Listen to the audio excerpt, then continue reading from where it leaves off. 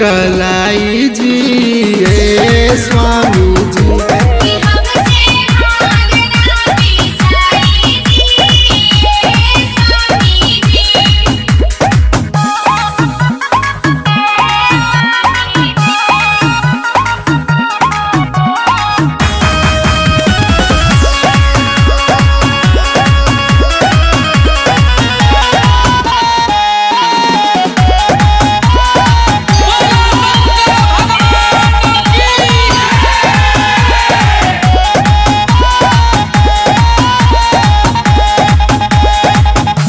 रउओ तहद पानी भुइया रमाइले कुछौ कहाला काप भसमी लगाइले।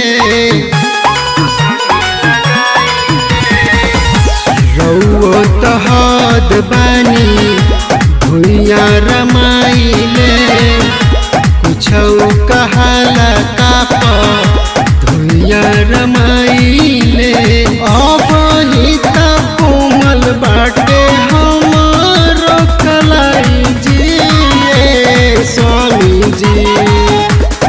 अबहित कोमल बाटे हमारो कलाई जी ए स्वामी जी।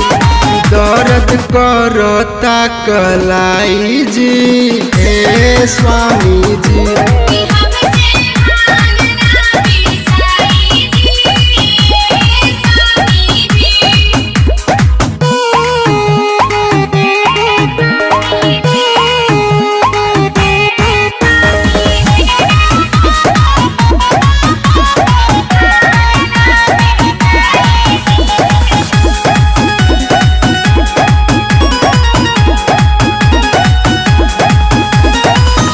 छोड़ी कैलाश राउ नैहर चली जाई जदि नाही सुधरब त फेरू नाही आई। हर सुधर जाई ना।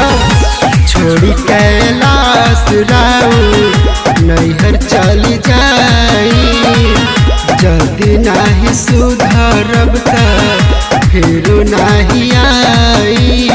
अंजनी भक्त राउर करे अगुवाई जी ए स्वामी जी। अंजनी भक्त राउर करे अगुवाई जी ए स्वामी जी। दर्द करता कलाई जी ए स्वामी।